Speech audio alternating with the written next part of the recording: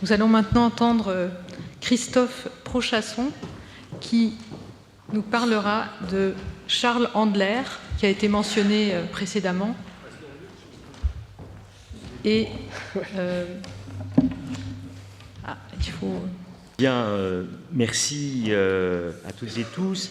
Je vais vous infliger un petit retour en arrière chronologique, mais pas thématique, puisque et cette dernière intervention le montre d'ailleurs, dans le cas que nous allons examiner avec Andler, en fait, il y a quelques échos avec d'autres figures qui ont été évoquées préalablement. Je pense évidemment à ce que disait Emmanuel Jousse tout à l'heure autour de Georges Renard, mais il y a aussi Charles Gide qui est un peu en écho, et je dirais jusqu'à Michel Foucault, osons ce pas de côté.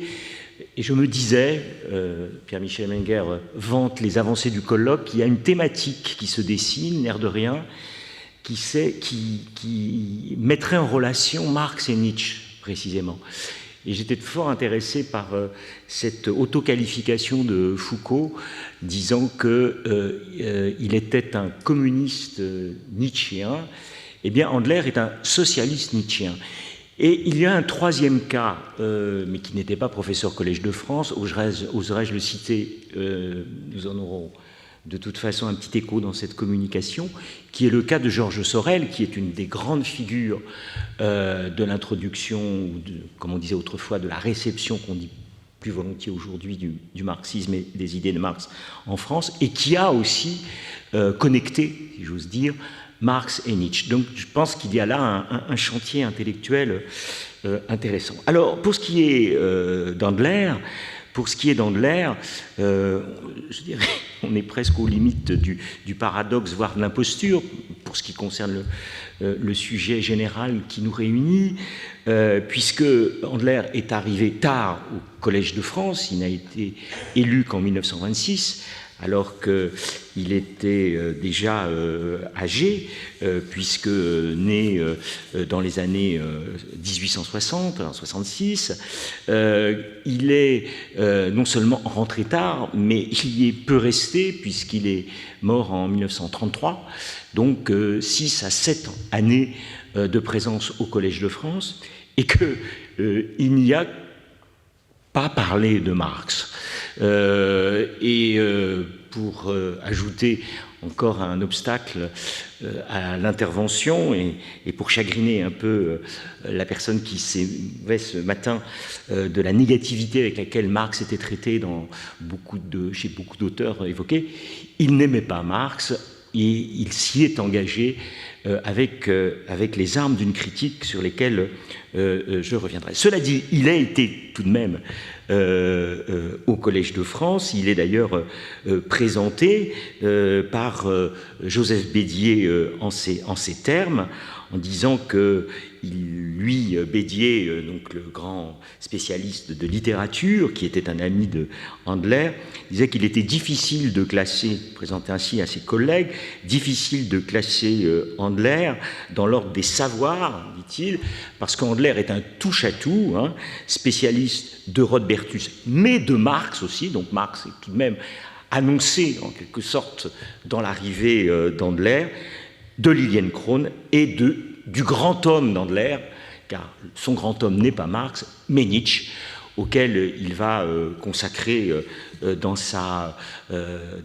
début des années, enfin toute sa vie à vrai dire, mais avec une œuvre tardivement publiée au début des années 20, 4 gros volumes sur Nietzsche. Alors, cependant, il s'est confronté à Marx, il s'est confronté aussi aux marxistes, il s'est confronté aussi au marxisme, d'ailleurs ces trois termes étant savamment mis en état de confusion, si j'ose dire, par Andler à certains moments, et il a fait face, et c'est aussi une thématique que évoquait Pierre-Michel Menger ce matin ou tout à l'heure, il s'est confronté au caractère double face de Marx, qui est à la fois un grand chef de parti international, un grand politique, et puis un grand intellectuel, ou plus exactement un grand savant, un grand érudit. Et c'est cette double face auquel se confronte Andler, lui-même étant tout à la fois un grand érudit et un grand militant socialiste. Et c'est de cela, au fond, que je voudrais aussi vous entretenir. Alors, très simplement, c'est ces deux angles qui vont organiser ma brève présentation et qui montrera, me semble-t-il, qu'au fond, Andler en a toujours souffert et qu'il a toujours eu du mal à articuler ces deux dimensions dans toute son existence. Alors, je rappelle très vite ses qualités de savant, d'érudit même. C'est un ancien élève de l'école normale, où il est reçu en 1884. C'est là, d'ailleurs, où il fait la rencontre d'un personnage qu'on a évoqué aussi rapidement tout à l'heure, à savoir Lucien R., le futur bibliothécaire de l'école normale, qui est un ami extrêmement proche. D'ailleurs, Andler sera son biographe en 1926 après sa mort. Il est donc normalien et premier accident académique de son existence, qui en a connu un certain nombre, il souhaite faire de la philosophie. C'est un philosophe dans l'âme. Malheureusement, il échoue à 2 reprises à l'agrégation de philosophie et doit se convertir à la hâte et à contre-cœur, et c'est important de le signaler, à l'agrégation d'allemand. Il deviendra donc, à partir de ce moment-là, au fond, le grand fondateur de la germanistique française, dans un contexte historique très compliqué, fin du 19e, début du 20e, puis Première Guerre mondiale et ses suites, et en plus, d'autant plus compliqué par ses origines personnelles, puisque Charles Andler est né à Strasbourg et que sa famille a tardivement opté en 1879, ce qui évidemment est très tard.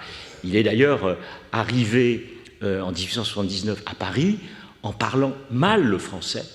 Et cette difficulté d'ailleurs à maîtriser ce qui n'était pas sa langue maternelle, mais sa langue d'étude, évidemment, pèse aussi dans son rapport à Marx et à la culture allemande, dont il devient un spécialiste. Parallèlement à cela, je le dis tout de suite pour y revenir de façon plus détaillée tout à l'heure, il s'engage tôt, avec Lucien R., dans un petit parti politique, dès 1890, donc très jeune, non pas dans un parti socialiste modéré ou réformiste, comme on dit, mais dans un parti révolutionnaire, le Parti ouvrier socialiste révolutionnaire, le POSR, qui est animé par une grande figure, ancien militant important de la Commune, Jean Allemann, qui a ouvert ce parti, créé ce parti politique en 1890 et ouvert une sensibilité non marxiste à l'intérieur du socialisme français, non marxiste, libertaire pour le dire, en tout cas anti-autoritaire, anti-intellectualiste, et très peu parlementaire. Et c'est dans ce cadre-là que Jean Allemann évolue. Mais j'y reviendrai plus tardivement. Pour le moment, concentrons-nous sur son travail de savant. Alors, comme tout savant, tout suit le rituel auquel on doit se soumettre, d'abord passer sa thèse. Et sa thèse, travail savant, on ne peut plus savant, porte sur un sujet éminemment politique cependant, les origines du socialisme d'État, ce qu'il appelle le socialisme d'État en Allemagne. En fait, il s'agit surtout d'étudier 4 auteurs allemands dont il est un grand spécialiste, ou il va devenir un grand spécialiste, à savoir Rodbertus, Lassalle, List et Thunel. Marx est donc absent en bonne et due forme, si j'ose dire. Il n'y est pas totalement absent malgré tout. Il y a une trentaine d'occurrences dans son livre, mais l'œuvre n'est pas affrontée, n'est pas étudiée de front. Cependant, on y voit malgré tout déjà s'amorcer ce qui sera une critique du marxisme. La doctrine marxiste, par exemple, comme il le soutient, n'a pas d'idéal, selon Andler. C'est une doctrine déterminée, selon lui, professant qu'il y a de certaines causes qui font évoluer des moyens de production de telle sorte qu'une révolution va forcément avoir lieu.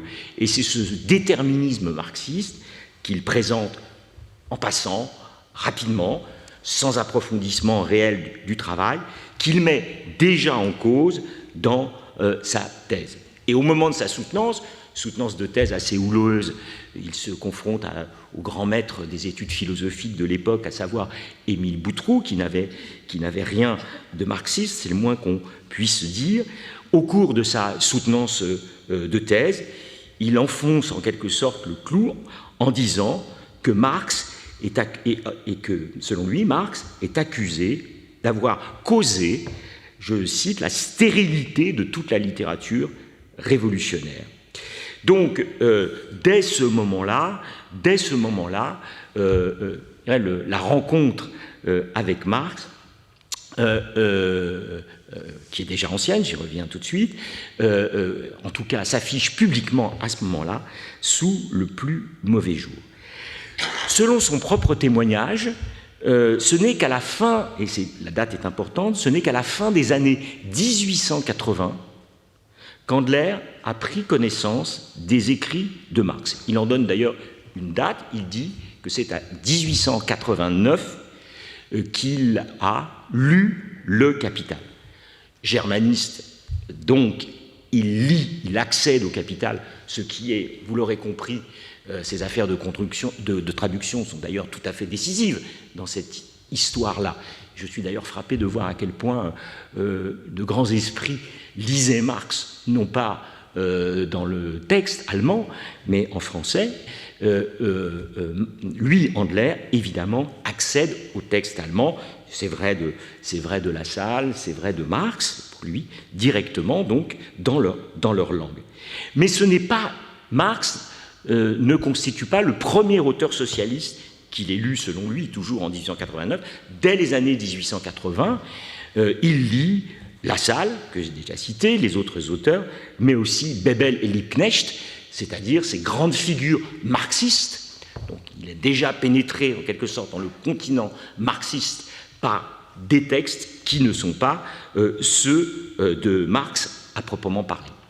Sa connaissance, donc 1889, mais précédée donc de ses premiers contacts, sa connaissance est approfondie, renforcée, eh bien, par, comment dirais-je, un geste on ne peut plus exemplaire et efficace, puisqu'en 1891, il se rend à Londres pour rencontrer Engels.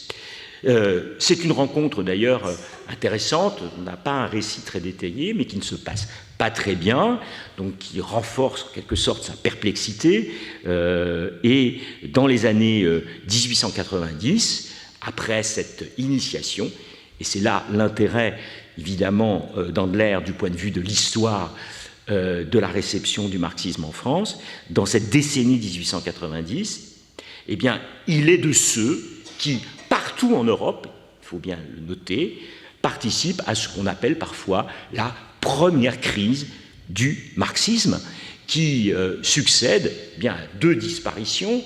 Il est beaucoup plus facile de faire entrer évidemment le marxisme en crise après la mort des fondateurs, celle de Marx en 1883. J'observe d'ailleurs que nous célébrons, j'imagine, cette année le 140e anniversaire de la mort de Marx, mais aussi celle d'Engels en 1895. C'est un moment très important que cette séquence dans laquelle s'inscrit Handler, qui a vu ce qu'on a appelé la querelle révisionniste, ouverte en Allemagne par Eduard Bernstein à la fin de la décennie, irriguer l'ensemble du continent européen. Alors de son côté, Handler contribue, vous allez voir par quelques textes, mais aussi contribue de façon extrêmement savante. C'est un lecteur de toutes sortes de textes qui sont publiés dans cette décennie et qui nourrissent cette crise du marxisme, cette période révisionniste. Je citais en commençant Georges Sorel, dont il est très proche, qui lui, Sorel d'ailleurs ne lit pas l'allemand et est bien content d'avoir à côté de lui quelqu'un comme Handler qui lui traduit les textes, mais aussi sur le continent européen, en Italie, Croce, les Labriola, en Allemagne, en Autriche, Otto Effertz, Anton Menger, en France, Adolphe Landry, tout un ensemble d'auteurs qu'il lit, parcourt, fréquente, commente. Au point qu'il se fait connaître comme un des grands spécialistes, un des grands connaisseurs de la littérature marxiste dans les années 90, qui le conduit à proposer une série de cours au sein du Collège libre des sciences sociales, où Georges Renard a prononcé une conférence. Handler, lui, y enseigne pendant 2 années. C'est une institution d'ailleurs assez intéressante que le Collège libre des sciences sociales, je ne m'y étends pas, qui est plutôt dans la mouvance leplésienne, qui a été créée dans ce courant-là. Et c'est là qu'il donne pendant 2 ans toute une série de cours sur Marx, avec un titre d'ailleurs qui ne souffre pas la moindre ambiguïté, qui s'intitule le titre qui est « La décomposition du marxisme ». Handler avait d'ailleurs le projet de faire de ses cours un livre, La décomposition du marxisme, et c'est Sorel qui récupérera le titre en 1908 et qui donnera en 1908 donc un ouvrage intitulé La décomposition du marxisme. Bien, des cours donc, des lectures, et puis aussi de très nombreux textes qui sont publiés dans des périodiques, dans des ouvrages, qui, il faut bien le reconnaître, en dépit de ce que je vous disais, c'est-à-dire du souci d'Handler de séparer le savant du politique, en fait, attestent des grandes porosités entre le savant et le politique. Si bien que les ouvrages et les périodiques qu'il publie ne sont pas toujours aussi bien rangés qu'il le rêverait. Par exemple, on voit très bien que, y compris dans des textes dans lesquels il souhaite présenter de la façon la plus posée, dirais-je, les écrits de Marx, la pensée de Marx, eh bien, il faut bien dire qu'il y a souvent confusion entre Marx et le marxisme, entre Marx, autrement dit, et les socialistes qui s'en réclament, pour lesquels il y a parfois un mépris, un dédain tout à fait remarquable, avec 2 têtes de Turc, que je cite au passage, puisqu'on en a cité au moins un, qui est le propre gendre de Marx, qui a joué un rôle important dans la diffusion, la réception de Marx, Paul Lafargue. Et Handler est d'abord scandalisé par ce qu'il appelle la scandaleuse insuffisance scientifique de Paul Lafargue. Donc ce n'est pas un désaccord politique, c'est un désaccord scientifique. Enfin, suivez mon regard aussi, j'ose dire. Et l'autre tête de Turc étant Jean Longuet, le fils de Charles Longuet dont on a déjà parlé, donc petit-fils de Marx. Et tous ces gens, dit-il, il les rassemble, eux et d'autres, en disant à leur sujet, Marx est pour eux, aussi infaillible que le pape. Il a même un successeur, Frédéric Engels, son ami, qui est aussi le dépositaire de ses papiers et de ses secrets. Et là, vous voyez la thématique qu'on a déjà vue sur Georges Renard, mais d'une certaine façon, la hantise de Foucault aussi, cette espèce de hantise de cléricalisation du marxisme, en quelque sorte, hein, avec une Bible, des prophètes, je ne sais comment les qualifier, non pas un dieu, mais d'une espèce de dieu, en tout cas, qui pourrait compléter la structure. Alors, on aurait tort de réduire cependant la critique andlérienne de Marx à ses propos polémiques. Nous avons affaire à ce que, je crois, Rubel a appelé un marxologue non marxiste, et peut-être d'ailleurs, je lance ça dans la discussion peut-être globale du colloque, peut-être d'ailleurs que les meilleurs marxologues ont toujours été non marxistes, voire anti-marxistes. Ce qui est d'ailleurs un propos intéressant par rapport à ce qui se passe dans d'autres pays, où les très bons connaisseurs de Marx sont souvent marxistes. Et d'ailleurs, on n'a pas encore cité, on y passait tout à l'heure, mais le propos d'Althusser pour Marx en 1965, qui manifestait justement le profond mépris qu'il avait pour les quelques auteurs marxistes français, dont Sorel et Lafargue. Il disait, regardez les Allemands Kautsky, les Polonais Rosa Luxembourg, les Russes Plekhanov, et nous n'avons que Sorel et Lafargue. Mais il ne cite pas Andler d'ailleurs.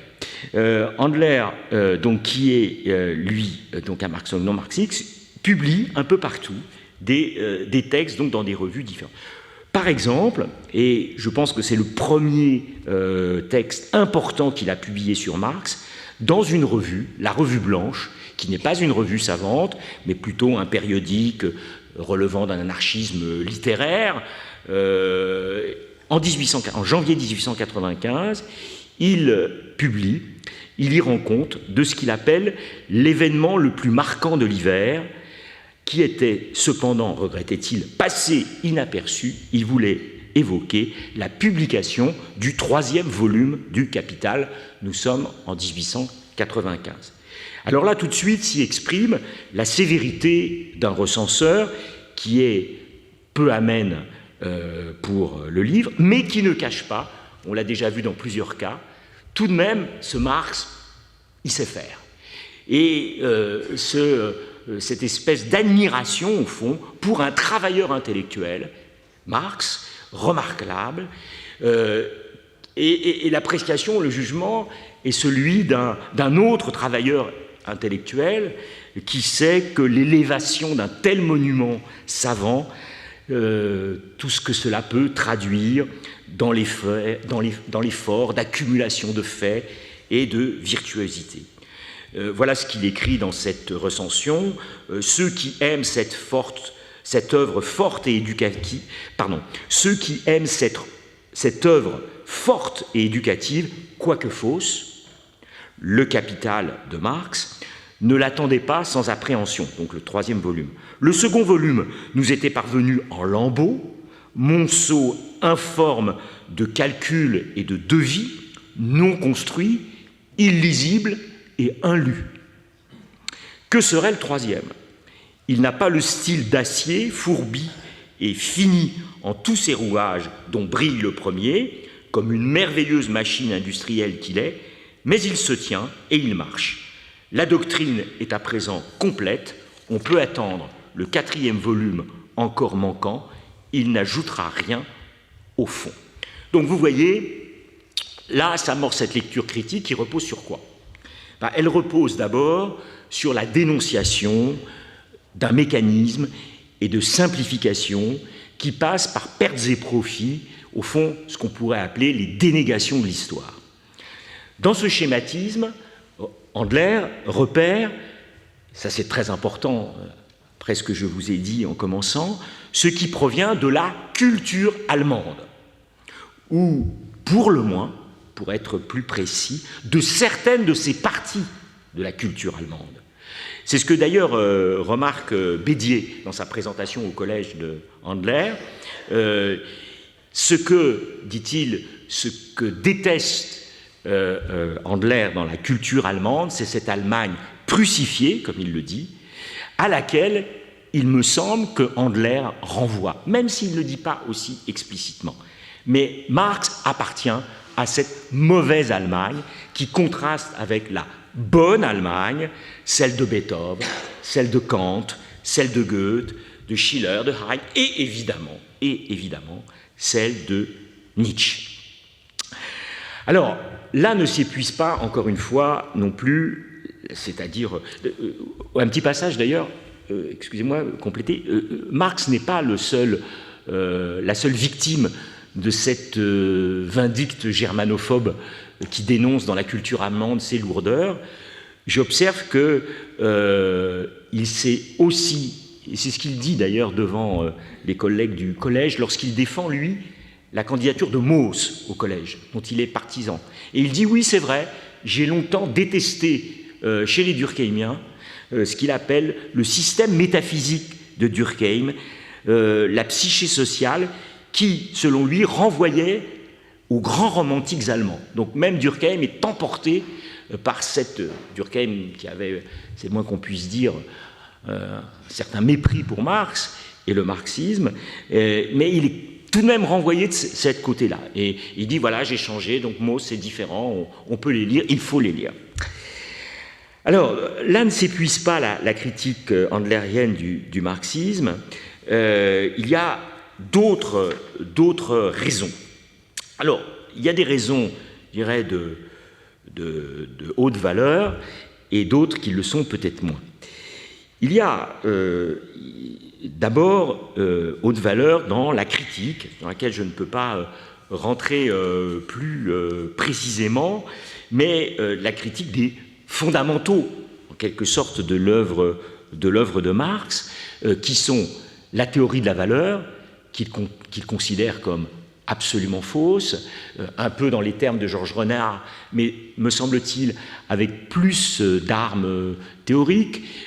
Pour lui, Marx a oublié le profit commercial et la rente foncière, qui, selon lui, sont des éléments importants dans la valeur telle qu'elle est mise en œuvre par le régime, par le système capitaliste. C'est un axe de sa critique absolument constant. Mais il y a aussi, évidemment, je l'ai dit, sa critique du déterminisme et d'une conception de l'histoire mécanique. Et ça, il abonde, il donne beaucoup d'exemples dans le texte de Marx pour dire que la connexion, pour le dire rapidement, comme on le dira plus tard, entre infrastructure et superstructure relève d'une métaphysique fausse. Alors là, il y a beaucoup de textes dans lesquels il entre et qu'il répète d'ailleurs d'une certaine façon souvent. Mais il y a un autre niveau de la critique qu'on a déjà évoqué aussi par Georges Renard, et j'en viens malgré tout à un point important de son rapport à Marx, enfin un de ses écrits très importants dans son rapport à Marx, c'est la nouvelle traduction que Handler réalise en 1901 du Manifeste communiste. Donc vous vous souvenez des dates qui ont été données. La première traduction française date de 1886 par Laura Lafargue, et une nouvelle traduction est proposée par Charles Handler en 1901.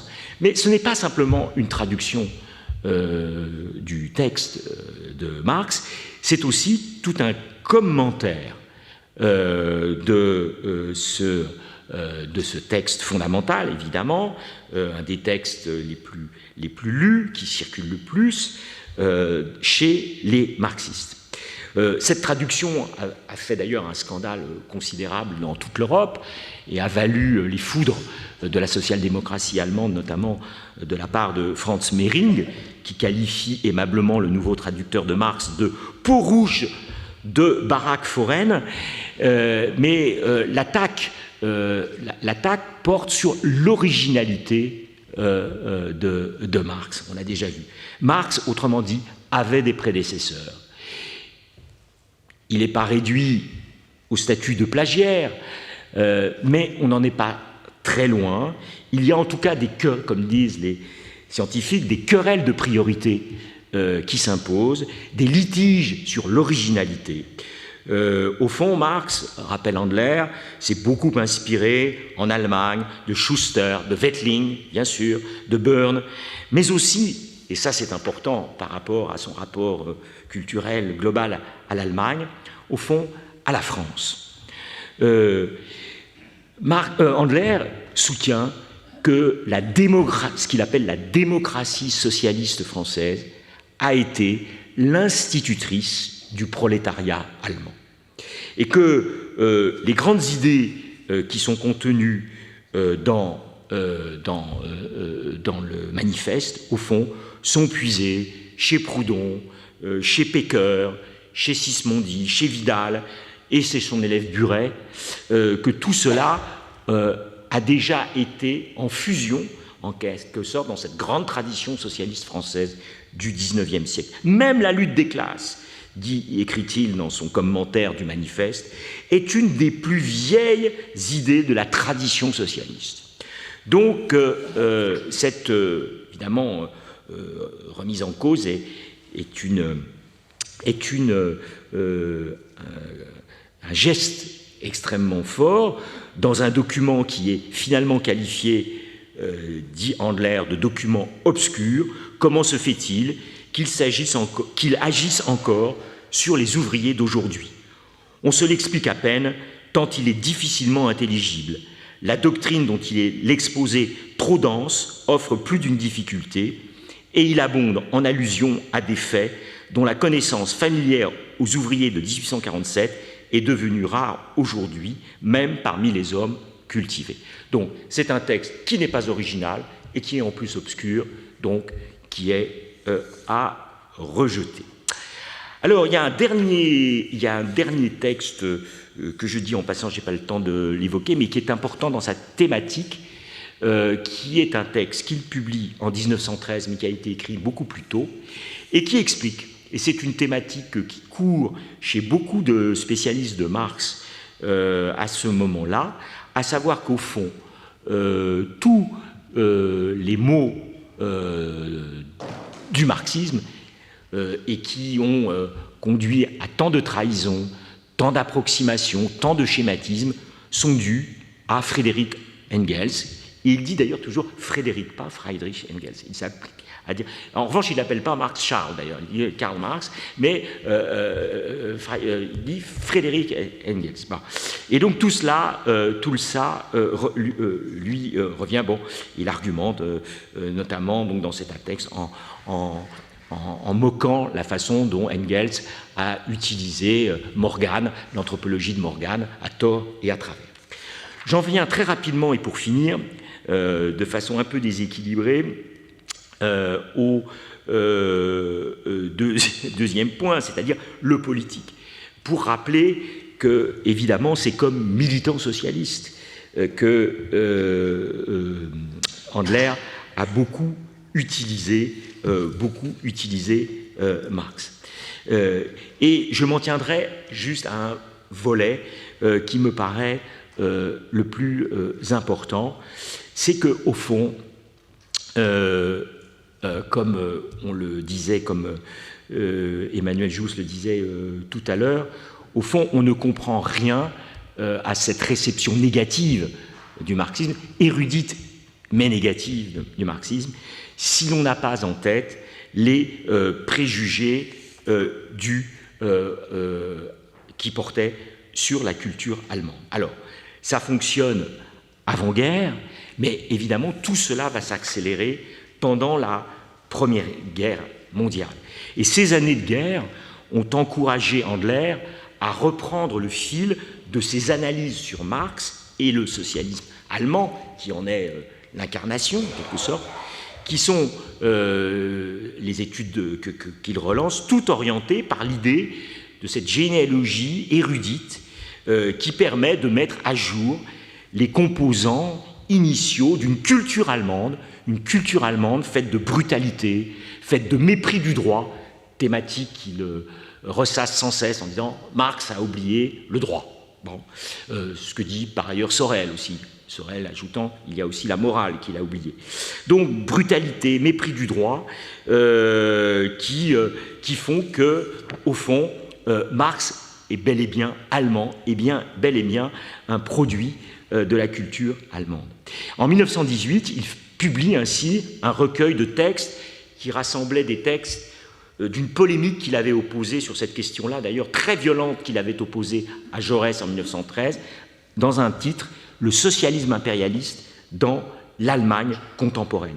Et là, c'est un défoulement à propos de Marx. Il y a, dit-il, une vieille tradition de brutalité vulgaire qui remonte en 1847. À peine Marx et Engels étaient-ils entrés dans la Ligue des Justes qu'ils vilipendèrent Wettling. Plus tard, dans l'Internationale, ils bafouèrent Proudhon, Bakounine et leurs partisans. Puis, dans le parti allemand, avant et après l'unification, ils tâchèrent d'anéantir les disciples de Lassalle. Ce fut le tour ensuite du groupe anarchisant, groupé autour de Johann Most, puis des jeunes de Berlin, Bernstein, à peine eut-il quitté l'orthodoxie marxiste, connu des avanies sans nombre et des ingratitudes malsonnantes du congrès de Hanovre qui faillit l'excommunier. Bref, dit-il, le marxisme et le socialisme allemand avaient été construits d'une façon luthérienne et frédéricienne, ce sont ces terminologies, à la différence du socialisme français, œcuménique par tradition, comme le catholicisme et comme l'humanisme dont il sort.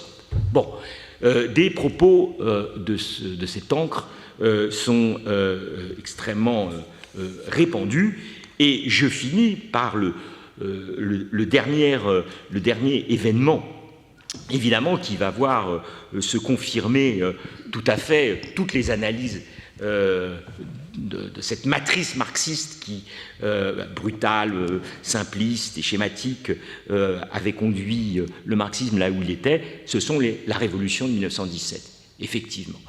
Et les événements là confirment tout. Les révolutions russes de 17 ne font pas exception. Dès mai 1917, Andler accable les marxistes russes germanophiles. Il les accuse de la responsabilité, de la détérioration de la situation économique et sociale. En août 1917, dans une lettre, il ironise sur le marxisme en actes, je le cite. « Passé 2 heures de l'après-midi à Pétrograd, on ne peut même plus acheter un timbre-poste, parce que le monde estime qu'à 2 heures, la journée de travail est terminée. Ceci est du bon marxisme. Vous vous rappelez que dans le Capital, le calcul de la plus-value se fait toujours à partir d'une journée de travail de 6 heures, nécessaire à produire la substance de l'ouvrier. » Il revient là sur sa critique de la théorie de la valeur chez Marx. Admirable effet des déductions algébriques qui partent d'une hypothèse numériquement arbitraire. Et face à la révolution d'octobre, évidemment, qui, selon lui, ne respectait pas les lois de la dialectique, unissant infrastructure et superstructure, il écrit « Une catastrophe qui se moque de la dialectique n'est pas une catastrophe marxiste ». Donc, on a toujours ce ton un peu railleur. Je finis donc et je conclus dans une polémique toujours un peu aigre. Il y a quelque chose de toujours ombrageux chez... Si on faisait un tout petit peu de psychologie sur le personnage, il faudrait en faire d'ailleurs pour comprendre aussi tout cela, dans une autre polémique qu'il opposait à un socialiste marxiste, Braque des Rousseaux, Andler défendait qu'il fallait choisir entre le marxisme et la justice. Et il est évidemment après-guerre, hein, nous sommes au début des années 20, et il se refusait à entendre les arguments de son adversaire qui en appelait à l'unité du Parti socialiste au détriment du développement toujours risqué d'une controverse entre socialistes. C'est un peu ce qu'il avait opposé à Jaurès. Jaurès qui disait, même en quelque sorte, même si vous avez raison, bah, vous n'avez pas raison, mais même si vous aviez raison, il faut d'abord préserver, dans les circonstances qui sont les nôtres, l'unité entre socialistes. Et il répond, je ne cherche pas du tout à servir l'union, mais si je le peux, la vérité. À la fin des fins, c'est le savant, en quelque sorte, qui l'emporte. Et Andler a toujours été déchiré, et le marxisme était évidemment un terrain idéal pour ce déchirement, entre cet engagement socialiste et l'exigence scientifique à laquelle il ne voulait rien céder. Et dans une lettre du 14 décembre 1924, adressé à ses camarades du Parti socialiste national, où il s'est réfugié, petit parti vite oublié, il reconnaît, à regret, qu'il n'est donné à aucun homme, pas même au plus grand et au plus robuste, de mener de front le travail de l'organisation du parti, la bataille parlementaire quotidienne, l'immense propagande par la plume et par la parole, avec le labeur scientifique, qui doit être à la base de toutes les réformes projetées. Pas de politique sans science, mais comment faire? Et il en appelle ainsi à ce que les socialistes consacrent du temps au travail intellectuel et s'arment ainsi mieux dans le combat politique. À l'inverse, c'est toujours garder de mêler la politique à son activité universitaire, à l'école normale, où il a enseigné, à la Sorbonne, où il a enseigné aussi, comme au Collège de France. Dans ces 3 lieux, eh bien, on peut le dire que Marx n'a pas eu beaucoup droit de citer. Merci.